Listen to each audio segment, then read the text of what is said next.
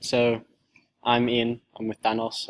We're going to be analysing Constable Calls by Seamus Heaney. Seamus Heaney was born in Northern Ireland, where he was raised in County Derry, before moving to Dublin around the age of 10. Seamus Heaney has won the Nobel Prize of Literature, as quoted, for works of lyrical beauty and ethical depth, which exalt everyday miracles about the living past. Heaney's poetry is very well known, mainly for its really great oral beauty. He's considered a traditionalist who deliberately gestures back towards the pre-modern world, and it is thought that his works are very heavily influenced by his surroundings, but also his past. His poem is about the author recalling a scene from his childhood when a Protestant policeman visited his farm. His family were Catholic, and at the time there were very high tensions between the Protestants and Catholics within Northern Ireland. When the policeman arrived at his farm, his father was asked for his crop totals, and the policeman was recording information about the farm.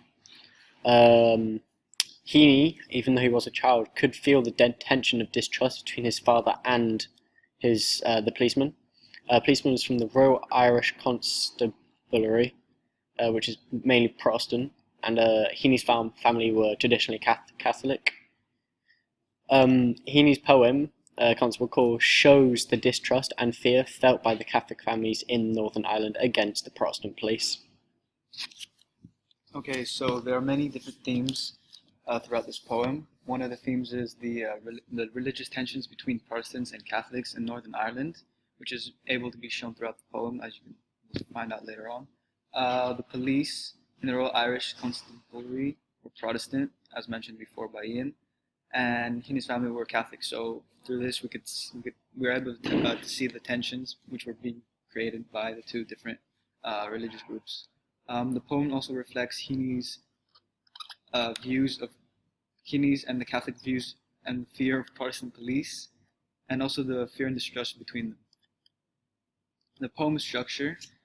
So now I'll be talking about the poem structure. It contains 9 quatrains, lines differing from length to 4 to 9 syllables each.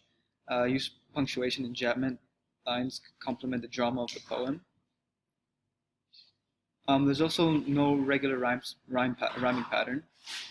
The only real rhyme is between the second and fourth lines of the third stanza. The lack of rhyming suits the conversational manner.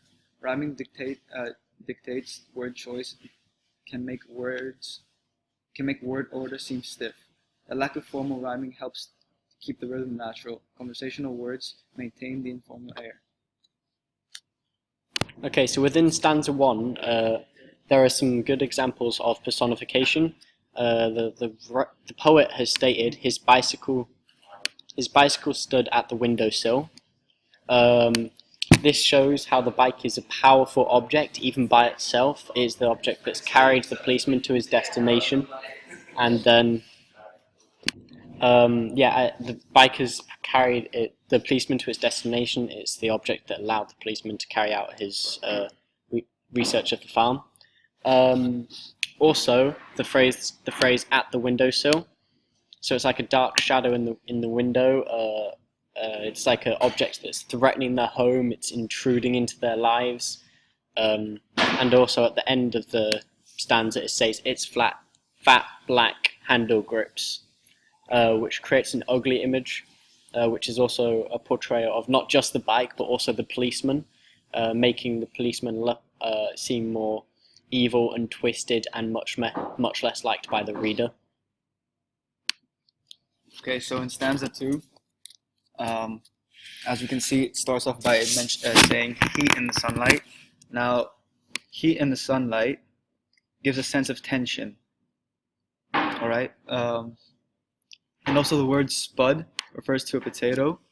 The use of this word suggests a form of mockery to the policeman. The next line of the dynamo gleaming and cocked back. This is an example of consonants. Note that the 6 D sounds in the middle of the second stanza, cocked back, creates a harsh sound and creates an unpleasant, tense environment with the use of the sinister S. Uh, and harsh R consonants. The words cocked back also help to create an image and refer to a gun, which shows that the policeman is ready to fire, that he's ready armed and ready to cause any trouble of any sort. Okay, now onto the third stanza. The poet talks about the line of its pressure ran like a bevel. The word bevel is like an army haircut. It's neat and uniform and shows the policeman's precision within his work. With coming to the farm, he knows exactly what he's doing, what he's looking for, how he's going to do it, and what he wants. And within the next line it says, in his slightly sweating hair. This shows his desperation in wanting to catch any loose products that the farmer has not shown or stated to the cop, and how the cop is desperate also to arrest the Catholic, who is like his sworn enemy through Protestant versus Catholic religious tensions at the time. At the beginning of the stanza, it also states his cap was upside down. This is talking about the policeman hat. It shows that when the policeman came in, the father did not take his hat off, which is considered rude, inappropriate, and it shows the father's distaste towards the policeman, how he does not want the policeman within his home. Okay, so on to stanza 4. He had unstrapped the heavy ledger, and my father was making tillage returns in acres, roods, and perches. Now in this stanza, in the first line, he had unstrapped. Now this helps to show that the word unstrapped could symbolize that the gun unstrapped his gun from his holster and was ready and prepared for a fight, let's say, or anything that could cause trouble.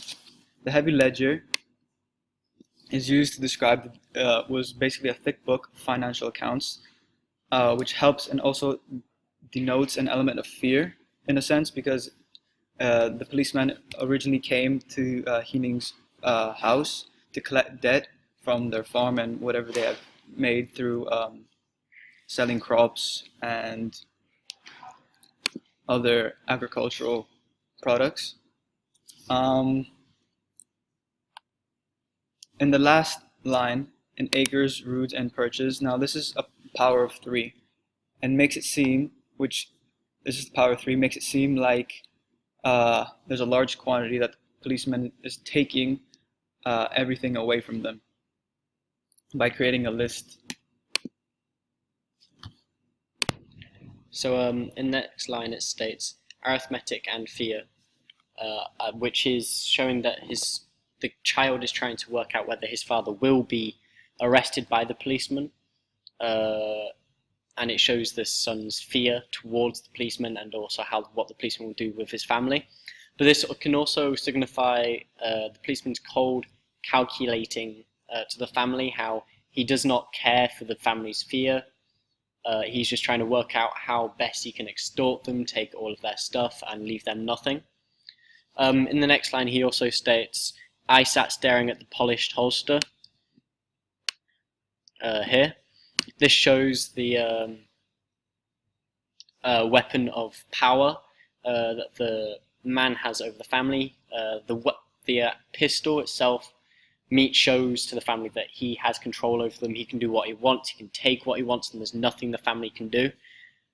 And at the end it also states, looped into the revolver butt, which also shows, yet again, sort of reminds and enforces the ideal of the weapon being in control of the policeman and against the family.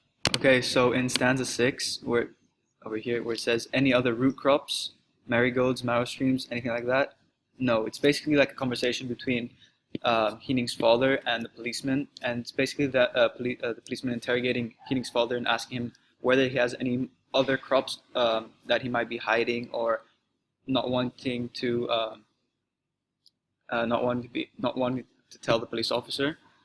Um,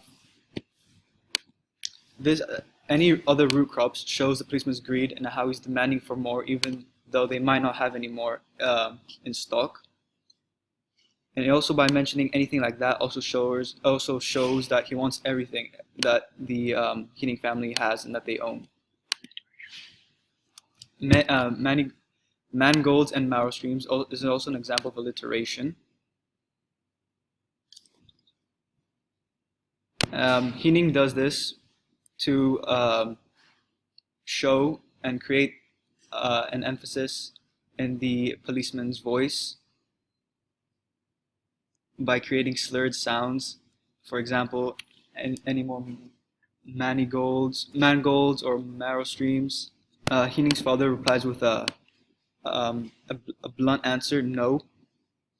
This can be analyzed and explained to show that Heening's father really disliked and distrusted the policeman, and that he has taken basically everything that they have. Also in the stanza is when the young Heening remembers that there were also turnips that his father didn't mention to the police officer, and he starts to feel maybe that that the policeman would find out, and that his father would be in trouble. Okay, so in the next stanza 7, Heaney states, imagining the black hole in the barracks. This shows how Heaney's personal guilt is sort of gnawing away at him. It shows how it's like a black hole. It's sucking in his guilt, and how he feels like his father will be, if he is imprisoned, the black hole will suck away and consume not only his father's whole life, but his Heaney's whole life, and it will just destroy their family. Also, it states, shifted the baton case. This line yet again shows another tool of power that the constable has. This will remind and emphasize the point that the policeman has control over the family, even if the father is rebelling by stating that he does not have any more vegetables, even though he has a line of turnips hidden in the potato field. Now the policeman is trying to reassert his dominance over the family, and also the fact that the policeman has stood up now when the father has lied to the constable. It's showing that the policeman may not quite be fooled. It builds up a bit of tension. The reader reads on wanting to know, will the constable call the father out on his lie, or will he accept the lie? Okay, so in stanza 8, you can see here Heening mentions close the Doomsday Book. Doomsday Book refers to the Catholic book, which basically at the end of one's life, God would check the Doomsday Book and see if they repaid anything off, or given or have repaid their sins. The next line, fitted his cap back with 2 hands. Now this shows that the police officer has taken his hands away from his power, his weapons, and has freedom from his power, and started fitting his cap. And then the last line, and looked at me and said, and as he said goodbye. Now this shows a sense of politeness, which is kind of ironic throughout the whole poem, because basically the whole poem is the distrust and the hatred towards the policeman. But this also showed more fear as he looked at Heening. Okay, so in the last stanza of this poem, Heaney uses the word bobbed. Now in England and also in Northern Ireland, the word bobby means policeman. It is a colloquial language. This shows Heaney's personal connection to this poem, as well as his connection to the world in which these people live in. Also, the phrase "snapping the carrier spring," it's a very strict and tense phrase. It shows how it shows the sort of the anticipation from the family towards the policeman. It shows the tenseness in the air as the policeman leaves. And then in the last line, a great use of onomatopoeia, the bicycle ticked away. It sounds like a bomb counting down, ready to go off. And even though the policeman is walking away, he could be back at any minute to destroy their lives, as he had the potential to do on that day.